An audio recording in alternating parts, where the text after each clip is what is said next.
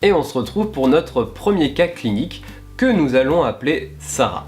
Sarah a 40 ans et est passionnée de voitures. Malheureusement, elle va avoir un accident de voiture et elle se retrouve dans un état végétatif persistant. Alors qu'est-ce que c'est? Pour ceux qui ne connaissent pas, je vais vous donner un peu les critères et la définition.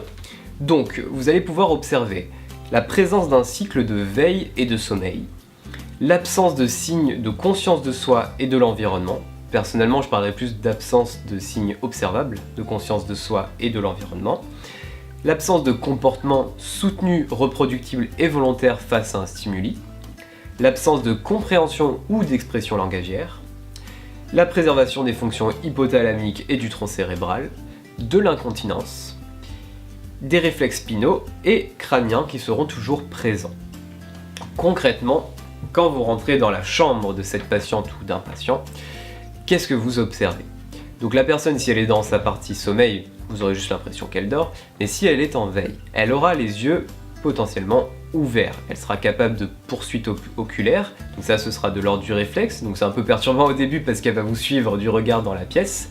Elle pourra cligner des yeux, grogner, elle pourra tousser, elle pourra bâiller, ou pas mal de choses qui vont lui donner une certaine vie et qui peuvent être perturbants les premières fois. Et donc 6 mois après cet accident, elle va se retrouver dans un centre de neurologie avec une prise en charge pluridisciplinaire. Donc avec kiné, ergo, orthophoniste, neurologue, tout ce qu'il faut. Mais il ne manquait plus qu'un psychomotricien, moi qui arrivera 4 mois après. Et donc là, la grosse question, c'est vous demandez quel objectif je peux avoir face à ce type de patient un peu, on va dire, particulier pour ceux qui n'ont pas l'habitude.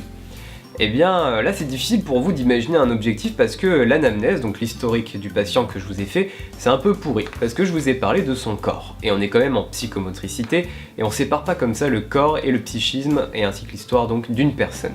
Ce qu'il faut savoir, c'est que cette personne, donc comme je l'ai dit, était passionnée de voiture, mais pas qu'un peu. Tous ses amis, en fait, elle les a connus grâce à cette passion.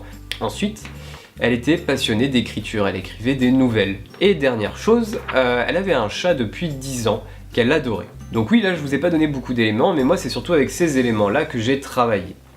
Donc quel peut être l'objectif avec ce type de patient? Eh bien, en fait, l'objectif est très simple. Vu que toutes les réactions qu'on obtient sont réflexes, le but est d'obtenir une réaction qui ne soit pas réflexe. Et comment obtenir ce genre de réaction? Donc là, c'est le moment d'être créatif. Il faut partir de la personne, de ce que vous connaissez d'elle, donc là je vous ai donné 3 éléments, et trouver une idée pour réussir à obtenir cette réaction.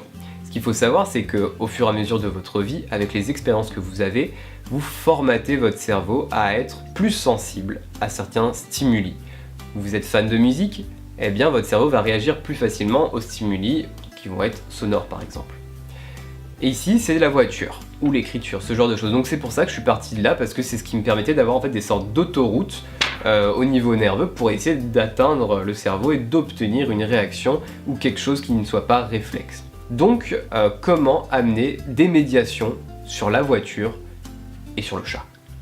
Pour l'écriture c'était assez simple, j'ai introduit en fait une sorte de rituel où je lisais une page de ces nouvelles, donc rituel de début et de fin, donc ça permettait une entrée en douceur, et c'est là où il faut réfléchir. Alors moi j'ai eu la chance d'aller dans un magasin qui s'appelle La Chaise Longue, et de tomber en fait sur cet accessoire. Donc pour ceux qui connaissent, en fait c'est juste un boudin que vous mettez autour du cou, et c'est fait pour masser. En fait s'il y a un bouton, et vous appuyez, et ça vibre, et il y a plusieurs modes de vibration, c'est fait pour la relaxation. Mais nous, on est des psychomotriciens, donc on va détourner les objets pour essayer d'obtenir la médiation qu'on veut. Donc quelle idée est-ce que j'ai eue? Donc comme c'est quelque chose qui se déforme, moi je l'ai mis en forme circulaire pour reprendre plus ou moins la forme d'un volant. Avec un peu de chance vu qu'elle était fan de tuning, peut-être même que sur son volant il y avait quelque chose à froufrou et que ça ressemblait à ça. Bon, je faisais un petit peu avec les moyens du bord, c'est vrai qu'avec un vrai volant ça aurait pu être pas mal. Mais le vrai volant avait quelque chose que n'avait pas ce boudin. En fait, comme il vibre, et quand on conduit le volant vibre, enfin en tout cas quand on roule vite, eh bien l'idée c'était de mettre des sons de voiture, de moteur et d'accélération, et de reproduire les sensations avec ça. Elle a passé sa vie dans des voitures, à les réparer, à les conduire, à faire des courses, donc là on a quand même de grandes chances qu'il y ait une sorte d'autoroute nerveuse dans son cerveau qui me permette d'avoir le meilleur résultat au niveau de la stimulation. Donc je mettais ses mains autour en fait du boudin en forme de volant avec les sons Aussi, je pouvais la déplacer de temps en temps pour tenter de reproduire les mouvements de la voiture. J'accélérais les vibrations quand le son était une accélération de voiture pour essayer d'obtenir voilà, la meilleure réaction. Ensuite, le chat. Alors là, c'est un peu plus compliqué. Moi, j'aurais bien voulu emmener un vrai chat, mais c'était pas possible dans ce centre. Donc, qu'est-ce que j'ai fait? En fait, j'ai fait des recherches sur internet et je suis tombé premièrement sur la ronron thérapie.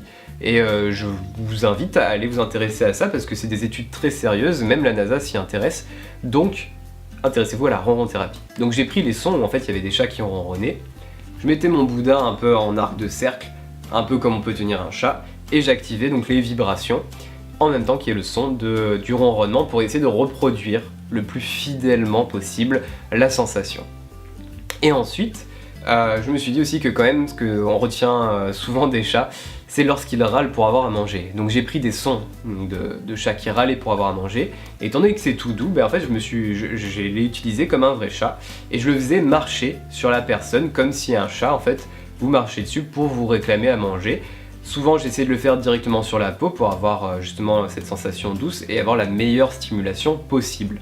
Et donc là, vous vous demandez quelle réaction j'ai bien pu obtenir, si ça a vraiment donné suite ou si c'était juste des idées un peu farfelues. Eh bien, je vais pas vous le dire tout de suite. Ce qui s'est passé, en fait, c'est que l'infirmière en chef s'est intéressée à ce que je faisais, ce qui est normal puisque c'était elle qui avait envie que j'essaye de voir ce que je pouvais faire avec ce patient. Et elle a observé, et ce que je n'avais pas pu observer moi, c'est qu'apparemment la patiente était beaucoup plus active dans ses réactions réflexes lors de toutes ces séances, que ce soit la voiture, le chat, tout ça, que lors de ses prises en charge ou des autres prises en charge. Parce que moi je ne pouvais pas voir, parce que pour moi j'avais l'impression, vu que j'intervenais comme ça depuis le début, que c'était son activité habituelle. Donc, en fait, elle a eu une idée, une très bonne idée que je vous invite à essayer, c'est de positionner un capteur cardiaque sur le doigt de la patiente pendant que je réalisais mes séances. Et en fait, ce qu'on a observé, c'est qu'il y avait une augmentation du rythme cardiaque. Et cette augmentation du rythme cardiaque n'était pas représentative d'une peur ou d'un stress, ce qui avait pu être observé avant. Ici, elle était juste représentative d'une activité plus grande. Donc ça, c'était intéressant. Là, lorsqu'on voit ça, on se dit, on va dans la bonne direction, il y a quelque chose qui se passe. Donc on a travaillé quelques temps avec ce capteur cardiaque, et on se rendait compte, voilà, quand même, qu'il y avait de plus en plus de réactions. Et là, c'est le moment où, normalement, je vous dis, et voilà ce qui s'est passé. Et en fait, non. Parce que, malheureusement, en fait, cette personne était en attente d'une place dans une maison de retraite médicalisée, et donc je n'ai pu la prendre en charge que 1 mois. Pour certains d'entre vous, ça semblera peut-être beaucoup, mais en fait, 1 mois pour des personnes dans le coma, c'est extrêmement court. Faut pas vous attendre à des solutions miracles où la personne, on la sort du coma. Déjà, ça c'est quelque chose de tellement rare, enfin de l'état végétatif. Mais là, c'était un travail que moi je voyais sur des mois et des mois. Et on nous avait dit que normalement, elle n'était pas prête d'avoir une place. Mais voilà, elle a eu une place et elle est partie. Donc malheureusement, je ne peux pas vraiment vous donner le résultat. C'est pour ça que je tenais à vous partager ça, pour aussi avoir vos idées, quelles idées vous auriez eues, donc en allant plus loin, par exemple en amenant réellement un chat, ou en prenant réellement un volant de voiture, ou peut-être en partant dans totalement autre chose. Dans les idées que j'avais eues, il y avait le bain thérapeutique qui au niveau sensoriel est super, mais heureusement, l'ergothérapeute s'en chargeait déjà, elle le faisait extrêmement bien.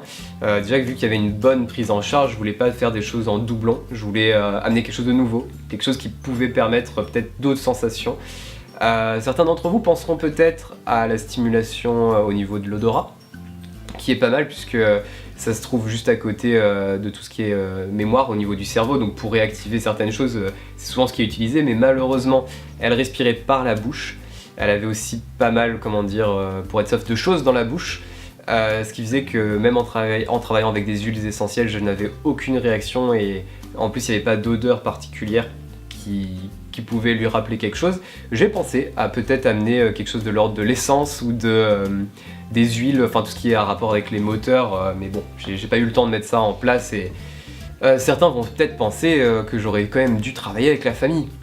Eh bien je l'ai fait, mais là je vous en parle pas puisque justement il y a tout ce qui est secret médical. Bien évidemment que ça a été mon premier réflexe de voir avec la famille, sachant que le mari venait au moins tous les 2 jours, restait plusieurs heures. Et là il y a un gros travail avec les familles. Là je vais pas trop développer là-dessus parce que je voulais quand même que ce soit une vidéo courte et je pense que ça fait déjà pas mal de temps que je parle. les familles sont centrales dans cette prise en charge. C'est eux au niveau émotionnel qui sont le plus amenés à souffrir et aussi à s'imaginer des choses. Pour vous dire, en fait, lorsque je mettais le son du chat qui miaulait, ce qui est surprenant en fait, c'est que c'est ça qui a amené le plus de réactions. Là, beau avoir passé des années dans les voitures, avoir passé des heures à écrire, c'est quand même le chat qui a amené le plus de réactions de sa part. Et en fait, la poursuite oculaire se faisait beaucoup plus à ce moment-là, comme si elle recherchait le chat dans la pièce. Alors bien évidemment, c'était réflexe, donc là c'est moi qui fantasme qui est ça. Mais dites-vous que moi, il n'y a pas d'émotionnel normalement derrière, et enfin pas énormément. Et dites-vous que j'ai déjà imaginé ça. Alors imaginez ce qui se passe pour la famille dès qu'il y a une réaction quelconque, tout ce qu'ils peuvent s'imaginer, tout ce qu'au niveau émotionnel, ça peut engendrer chez eux. Donc il faut être très prudent, il ne faut pas leur donner de faux espoirs. Et sachant que là, lorsque j'ai débuté la prise en charge, il y avait déjà quelque chose qui était un petit peu dangereux. Son mari m'expliquait que lorsqu'il serrait la main, qu'il tenait la main de sa femme et qu'il la lâchait, il avait l'impression qu'elle essayait de le rattraper. Alors ça, vous risquez de l'entendre, surtout voilà, si c'est le même cas, c'est vraiment un état végétatif persistant, vous risquez de l'entendre parce que ce qui se passe, si vous contractez un muscle dans un sens, lui il se contracte dans l'autre. Donc quand les personnes serrent la main, quand les personnes appuient sur le bras, surtout pendant une certaine durée, le réflexe du bras, c'est de faire le mouvement inverse. Donc si vous le serrez et que vous appuyez son bras, le bras va se lever et la main va s'ouvrir. Et donc ça, c'est extrêmement perturbant pour une famille qui n'attend que ça, d'un geste volontaire, et encore là en plus, un geste qui a l'air amoureux. Donc c'est pour ça, soyez extrêmement prudents dans tout ce que vous faites, tout ce que vous dites, pensez à la famille. Pensez aux répercussions, ne venez pas en disant on va essayer et peut-être que ça va marcher. Ne mettez pas ce peut-être, c'est très dangereux. Surtout quand dans ce cas-ci, le pronostic, on va dire qu'il n'y avait pas trop d'espoir. Enfin, les neurologues avaient bien indiqué que c'était quasi sans espoir. Donc ne mettez pas du tout d'espoir. Restez assez terre à terre avec la famille et expliquez-leur que voilà, vous faites ce que vous pensez être bon. Mais là, le pronostic qui a été annoncé est celui-ci. Voilà, il faut vraiment être clair avec eux. Bref, je vais m'arrêter là pour pas que ça dure trop longtemps et on va repartir sur des choses plus joyeuses.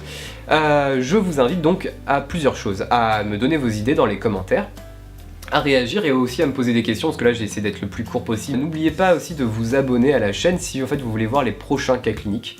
Là on a dépassé les 100 abonnés donc c'est plutôt sympa parce que maintenant j'ai droit à un URL à mon propre nom, donc sur la barre en haut, il y a le nom Un Psychopathe à votre service. Oui, on se satisfait de peu de choses, hein. Donc voilà.